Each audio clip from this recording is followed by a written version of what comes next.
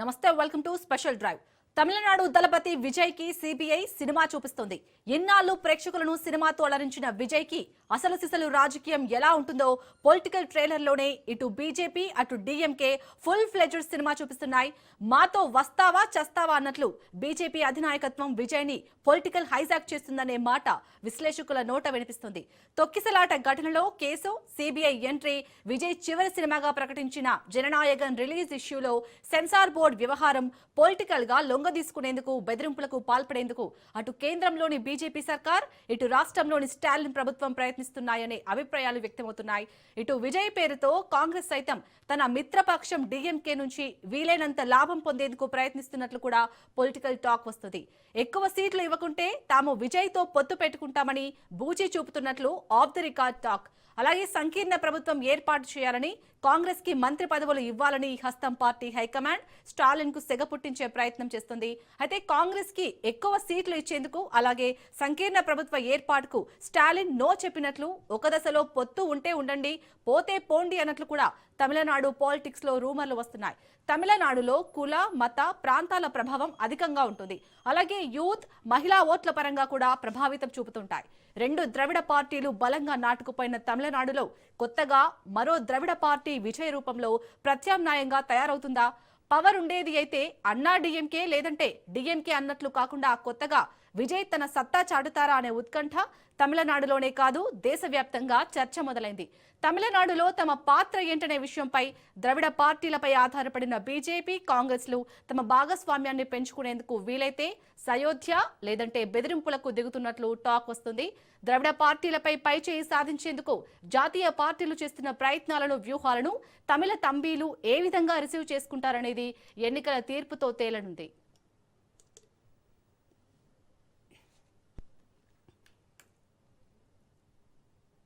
ఇక ఇదే అంశంపై పూర్తిగా డీటెయిల్ గా డిస్కస్ చేస్తారు మా input editor Srikanth. Srikanth, over to you.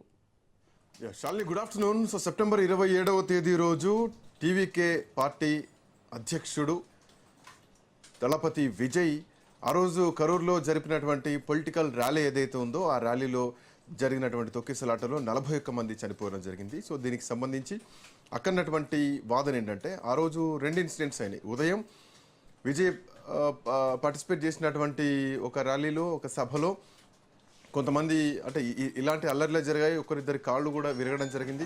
So ఆ తర్వాత కరూరుకు చేరుకునేటువంటి సమయం కూడా సాయంత్రం 4 గంటల ప్రాంతంలో చేరుకోవాల్సినటువంటి విజయ్ ఆల్మోస్ట్ రాత్రి 10:30, 11 గంటల ప్రాంతంలో చేరుకున్నారు. సో చేరుకున్నటువంటి క్రమంలో ఆ రోజు ఉదయం నుంచి కూడా చాలామంది విజయ్ అభిమానులు ఎదురు చూస్తున్నారు. లక్షలాదిగా అభిమానులు తరలి రావడం జరిగింది. ఎక్స్పెక్టేషన్స్కి మించి అభిమానులు రావడం జరిగింది. సో ఇక్కడ లా అండ్ ఆర్డర్ కూడా ఫెయిల్ అయింది. ఎందుకంటే విజయ్ లాంటి ఒక నేత బయటకు వస్తున్నాడంటే చాలా పెద్ద ప్రభంజనంలాగా ఉంటుంది. సో అందులో ఎక్స్పెక్టేషన్ చేసిన దానికంటే కూడా భారీగా ప్రజలు రావడం, అది మోరోవర్ ఇరుకుగా ఉండడం, అండ్ మోరోవర్ అప్పటి నుంచి ఉదయం నుంచి నీళ్లు లేవు, తిండి లేదు. సో వాళ్ళంతా సొమ్మసిల్లి పడిపోయేటువంటి పరిస్థితి. అట్లాంటి పరిస్థితుల్లోనే విజయ్ వాళ్ళకు సాయం చేయడానికి వాటర్ బాటిల్ విసిరేయడం జరిగింది. సో విసిరేసినటువంటి క్రమంలో దాన్ని పట్టుకునే క్రమంలో తొక్కిసలాట జరిగింది. అండ్ అక్కడికి అంబులెన్స్ రావడం కూడా లేట్ అయింది. సో ఇవన్నీ కూడా చాలా దీని వెనకాల చాలా అంశాలు కూడా రావడం జరిగింది. సో ఇట్లాంటి నేపథ్యంలో విజయ్ నిర్లక్ష్యం వల్లే ఈ తొక్కిసలాట జరిగింది అంటూ కూడా డిఎంకే చాలా పెద్ద కౌంటర్ ఇచ్చింది. లేదు ప్రభుత్వ వైఫల్యం, దీని వెనకాల ఏదో కుట్ర ఉందంటూ కూడా టీవీకి ఆ రోజు ఆరోపించడం జరిగింది. సో ఇదేమైనా కానీ టీవీకి సంబంధించినటువంటి కొంతమంది నాయకులకు కూడా ఆ రోజు నోటీసులు ఇవ్వడం జరిగింది. బట్ విజయ్ని ఇన్వాల్వ్ చేస్తూ సిబిఐ విచారణకు తీసుకొచ్చింది. సిబిఐ విచారణకు నోటీసులు ఇచ్చింది సిబిఐ. సో ఇట్లా నేపథ్యంలో ఈరోజు ఉదయం 11:30 నుంచి ప్రస్తుతానికి ఇప్పటి వరకు కూడా రైట్ నో ఇంకా విజయ్ విచారణ కొనసాగుతూనే ఉంది. సో ప్రస్తుతానికి విజయ్ విచారణ నడుస్తుంది. సో విచారణ నడుస్తున్నటువంటి క్రమంలో దీని వెనకాల చాలా పొలిటికల్ ఈక్వేషన్స్ కూడా కనిపిస్తున్నాయి. డిఎంకే వర్సెస్ టీవీకే లాగానే ఇప్పటివరకు రాజకీయ యుద్ధ వాతావరణం ఉండేది. పళనిస్వామి తోటి భారతీయ జనతా పార్టీ ఏఐడిఎంకేతో పొత్తు కుదుర్చుకుంది. సో అక్కడ అన్నామలైని తప్పించడం జరిగింది. ఏదైతే ఏఐడిఎంకే నుంచి భారతీయ జనతా పార్టీలోకి వెళ్ళినటువంటి నైనా నాగేంద్ర అన్నారు, ఆయననే రాష్ట్ర అధ్యక్షుడిని చేయడం జరిగింది. సో ఇక్కడ వీళ్ళంతా కూడా ఒక కూటమైనటువంటి పరిస్థితి. అంటే ఏఐడిఎంకే, బీజేపీ, ఏఐడిఎంకే నుంచి మంత్రిగా చేసినటువంటి వ్యక్తే ఈరోజు బీజేపీలో అధ్యక్ష బాధ్యతలు చేపట్టారు నైనా నాగేంద్ర. సరే, ఇక కేంద్ర మంత్రిత్వ శాఖ షఫలింగ్ ఎట్లా ఉంటుంది ఏంటి అనేది ఆల్రెడీ మనం మార్నింగ్ దాని గురించి చెప్పడం జరిగింది. బట్ ఇప్పుడు విజయ్ ముందున్నటువంటి ఆప్షన్స్ ఏంటి? విజయ్ని పొలిటికల్ బ్లాక్మెయిల్ చేస్తున్నారా, లేదంటే విజయ్ని అంటే పొలిటికల్గా కొంత సఫకేట్ చేయాలన్నటువంటి ఉద్దేశం ఏమైనా ఉందా దీని వెనకాల? మాట్లాడదాం. దుగ్గరాజు శ్రీనివాసరావు గారు మనతో పాటు అందుబాటులో ఉన్నారు, ప్రముఖ విశ్లేషకులు. దుగ్గరాజు గారు నమస్తే అండి. శ్రీనివాస్ గారు నమస్కారం అండి. సార్, నేను చాలా అంశాలను చెప్పడం జరిగిన తమిళనాడులో పొలిటికల్ లెక్కలు మారబోతున్నాయా? విజయ్ సిబిఐ విచారణను ఎట్లా చూడాలి? ఇది విజయ్ నిర్లక్ష్యమే దీనికి కారణం అంటూ డిఎంకే ఆరోపించింది. సిబిఐ విచారణ కోరింది. సిబిఐ విచారణకి ఈరోజు విజయ్ హాజరయ్యారు. దీని వెనకాల ఎట్లాంటి ఎపిసోడ్స్ కనిపిస్తున్నాయి? అంటే మొదట మీరు చెప్పిన ఆ సేలం సంఘటన ఏదైతే ఉందో అది మాత్రం ఎవరిది నిర్లక్ష్యమో అనేటువంటి విషయం చెప్పలేం, కానీ జరగకూడని ఘటన జరిగింది. పాయింట్. సో అతని అభిమానులు చచ్చిపోవటం, 10 మంది దాకా చచ్చిపోవటం, చాలా మంది గాయపడటం, అది ఒక రకమైన షాక్ టీవీకే పార్టీ పెట్టినటువంటి విజయ్కి. అయితే దాని నుంచి తేరుకున్నాడు. కొంతకాలం మౌనంగా ఉండి వాళ్ళకు క్షమాపణ చెప్పి లేదా ఏదో నష్టపరిహారం ఇచ్చి మొత్తం మీద మళ్ళీ తన రాజకీయ ప్రయాణాన్ని మొదలుపెట్టాడు. కాబట్టి ఈ రాజకీయ ప్రయాణం మళ్ళీ మొదలు పెట్టగలడా లేదా అనేటువంటి ఎదురు చూపులు అన్ని పార్టీలు చేశాయి. కాంగ్రెస్ చేసింది, డిఎంకే చేసింది, బీజేపీ కూడా చేసింది. అతను ఎందుకంటే పార్టీకి వ్యవస్థ లేదు అతనికి. ఒక ఎన్టీ రామారావు పార్టీ పెట్టినప్పుడు ఏ విధంగా అయితే అతని యొక్క గ్లామర్తోనే తెలుగుదేశం అనేటువంటిది ప్రచారం జరిగిందో, ఇప్పటికీ కూడా విజయానికి పార్టీ వ్యవస్థ లేదు. ఏదైనా ఉంటే అక్కడి నుంచి ఇక్కడి నుంచి పార్టీలు మారి రాజకీయ అవకాశాల కోసం వచ్చిన నాయకులు ఉన్నారేమో, కానీ మిగతా వారంతా కూడా అభిమానులే. నటనను అభిమానించేటువంటి వాళ్ళు మాత్రమే ఉన్నారు. సో ఈ అభిమానులు ఎటు వెళ్తాయో తెలియదు. పూర్తిగా ఇతంతోనే ఉంటాయా చివరి వరకు? మధ్యలో అంటే విజయ్ అభిమానాన్ని వేరులాగా చూడాలి. అంటే ఒకప్పటి ఎన్టీఆర్ ఉన్నటువంటి పొలిటికల్ సిచ్యువేషన్కి ఇప్పుడు ప్రస్తుతానికి విజయ్ వ్యవహరిస్తున్నటువంటి విధానానికి నాకెందుకు చాలా కంపారిజన్ కనిపిస్తుంది. ఎందుకంటే తమిళనాడు మొత్తం కూడా రజనీకాంత్ పొలిటికల్ ఎంట్రీ కోసం ఎదురు చూసిన మాట వాస్తవం. అప్పటికే డిఎంకే వర్సెస్ ఏడిఎంకే ఉన్నా కానీ రజనీకాంత్ పొలిటికల్ ఎంట్రీ ఇస్తే ఖచ్చితంగా వాతావరణం మారిపోతుంది అన్నది అక్కడ వినిపించింది. అఫ్ కోర్స్ రజనీకాంత్ ఒకవేళ రాజకీయ అరంగేట్రం చేస్తే ఖచ్చితంగా చేంజ్ ఓవర్స్ ఉండేది. బట్ రజనీకాంత్ అనూహ్యంగా రాజకీయాల నుంచి వైదొలిగారు. ఇప్పుడు మళ్ళీ అట్లాంటి స్థాయి వ్యక్తి ఎవరైనా ఉన్నారా అంటే రజనీకాంత్ తర్వాత మళ్ళీ దళపతి విజయ్ ఆ ఫేస్ కనిపిస్తోంది. మోరోవర్ ఆయన కూడా ఏ రోజు ప్రతి సందర్భంలో పేదల పక్షంగానే ఉంటారు, బీసీల పక్షంగానే ఉంటారు. ఆయన ఐడియాలజీ పరంగా బీజేపీని వ్యతిరేకిస్తారు, పొలిటికల్గా డిఎంకేని వ్యతిరేకిస్తారు. సో ఈ సిద్ధాంతాలు ఈరోజు ప్రజల్లో కొంత మైలేజ్ తీసుకొచ్చేలా కనిపించట్లేదా? తప్పకుండా అండి. ఇప్పుడు రాజకీయంగా ఒక కొత్త పార్టీ వచ్చిందంటే అప్పటికే రంగంలో ఉన్నటువంటి వాటిని వ్యతిరేకించాల్సిందే, లేకపోతే అసలు కొత్త పార్టీ అవసరం ఏముంది? కాబట్టి దళపతి విజయ్ అనేది కొత్త పార్టీ పెట్టాడు అంటే అప్పటికి రాజకీయంలో ఉన్నటువంటివి అధికారంలో ఉన్నటువంటి పార్టీల్ని వ్యతిరేకించేటువంటి సిద్ధాంతాలు ఉంటేనే అతను రాణించగలుగుతాడు రాజకీయంగా. కాబట్టి ఆ మేరకు అతను నాకు రాజకీయ శత్రువు ఒకళ్ళు, సైద్ధాంతిక పరమైన శత్రువు బీజేపీ, రాజకీయ పరమైన శత్రువు డిఎంకే అనేటువంటి ప్రకటన స్వాగతించాల్సిందే. అది స్పష్టమైనది, నిజమైనది కూడా. అయితే ఒక పార్టీని నడపడంలో ఒక భావోద్వేగ విషయంగా, అభిమాన విషయంగా పార్టీలోకి, ప్రచారంలోకి, ప్రజల్లోకి తీసుకువెళ్ళటం ఒక ఎత్తు అయితే, నిజానికి మనం ఈ రోజుల్లో చూస్తున్న చాలా ఎన్నికల్లో కూడా ఎన్నికల ఓటింగ్ రోజు జరిగేటువంటి ఆ బూత్ మేనేజ్మెంట్ అనేటువంటిది ఏదైతే ఉందో, ఆ ఓట్లు వేయించుకునేటువంటి విధానం ఏదైతే ఉందో అదే చాలా కీలకంగా మారుతోందండి ఈ మధ్య రాజకీయాలన్నింటిలో కూడా. అలా మారినప్పుడు నిజంగా బూత్ దగ్గర పనిచేసి వారికి విజయ్ పార్టీకి టీవీకే పార్టీకి సహాయం చేసేటువంటి క్యాడర్ కార్యకర్తలు తమిళనాడులో ఉన్నారా? ఎందుకంటే దాదాపుగా ద్రవిడ పార్టీలు అన్నింటిది కూడా ఒకటే భావజాలం. ఒకటి తమిళ భాష, తమిళ సంస్కృతి, తమిళ రాజకీయం, సినిమాలు. ఈ 4 మీదే తమిళ రాజకీయాలన్నీ ఇప్పటి వరకు నడుస్తూ ఉన్నాయి. దాని నుంచి పక్కకి తిరిగేటువంటి అవకాశం కానీ సావకాశం కానీ ఏ పార్టీకి లేదు, ఏ నాయకుడికి లేదు.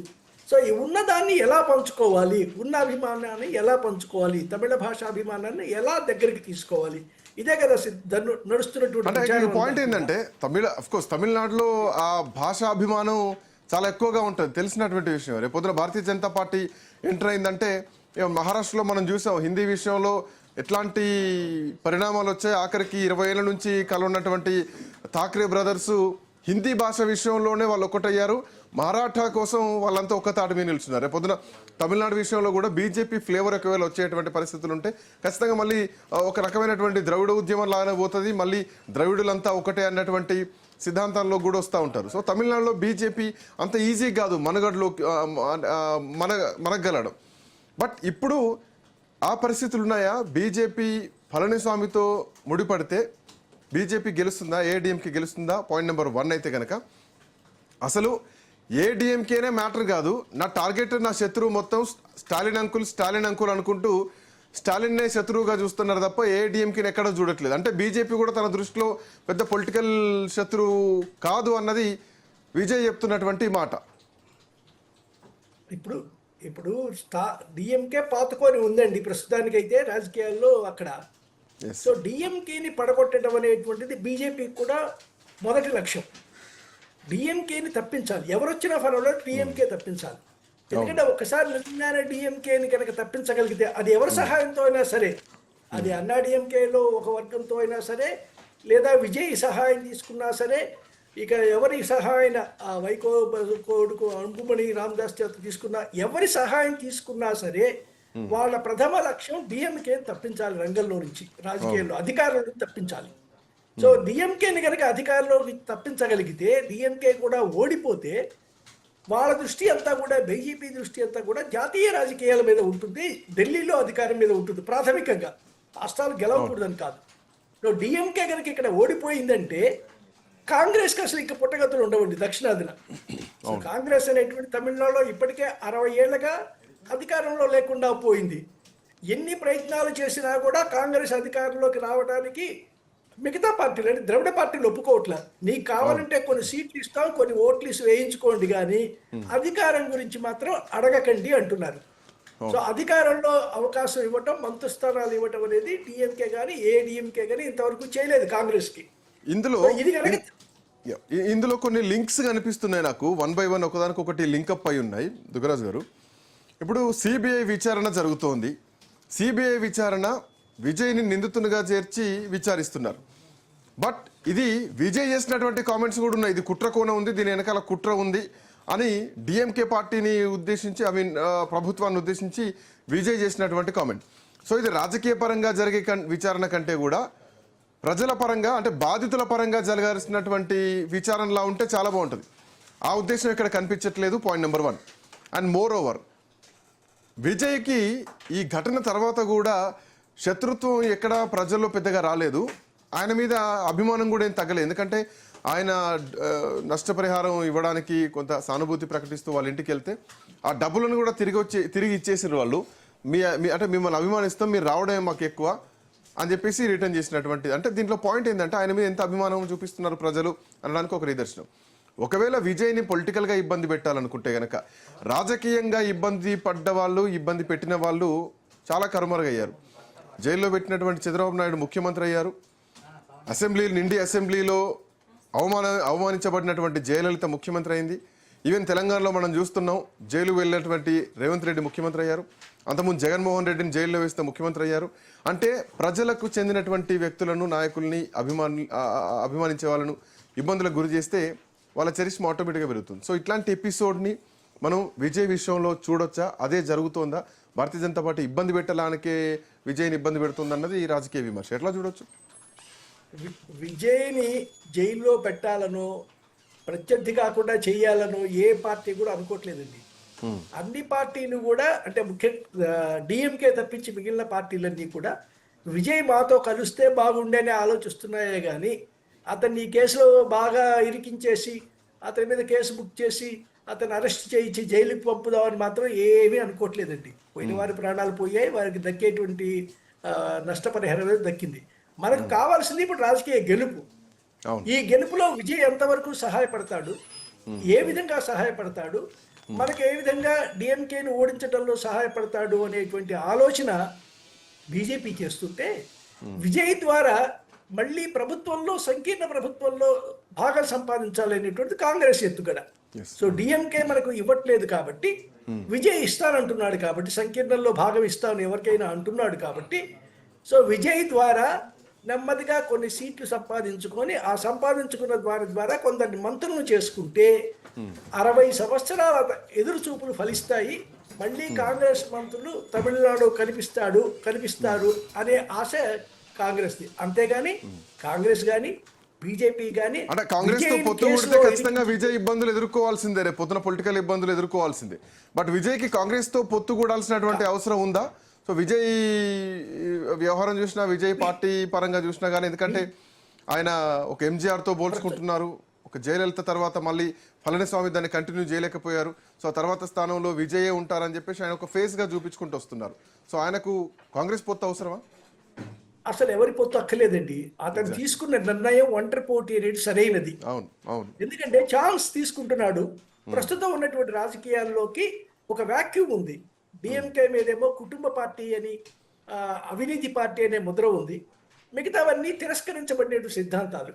కాబట్టి ద్రవిడం మూలంలో ఉంటూ ద్రవిడ కుదురు నుంచి వచ్చి ద్రవిడ సిద్ధాంతాలను మాత్రమే మాట్లాడుతూ అన్నాదురైని మొదలైన మన మిగతా పాత వాళ్ళని అందరినీ తలుచుకుంటూ వస్తున్నటువంటి ఈ విజయ్ ఒంటరి పోరాటంలో గెలుపు సాధించడానికి ప్రయత్నం చేయడం మంచిది. కానీ కాంగ్రెస్నో బీజేపీనో కలుపుకుంటే తనకు కొంత వ్యతిరేకత, కొన్ని వర్గాలు ఆ పార్టీలకు వ్యతిరేకంగా ఉన్నాయి అక్కడ స్థానికంగా, వాటిని కోల్పోయేటువంటి ప్రమాదం ఉంటుంది.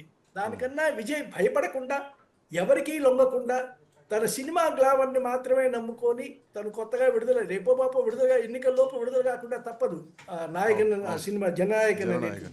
సో కాబట్టి ఆ సినిమా ద్వారా అతను ప్రజల్లోకి వెళ్ళగలడు. ఇప్పటికీ కూడా కొన్ని సర్వేల్లో అతనికి 30% ఓట్లు వస్తున్నాయని చెప్తున్నారండి. తమిళనాడులో జరిపిన సర్వేల్లో దాదాపుగా డిఎంకే తర్వాత రెండో స్థానంలో అతనే ఉన్నాడు. అంటే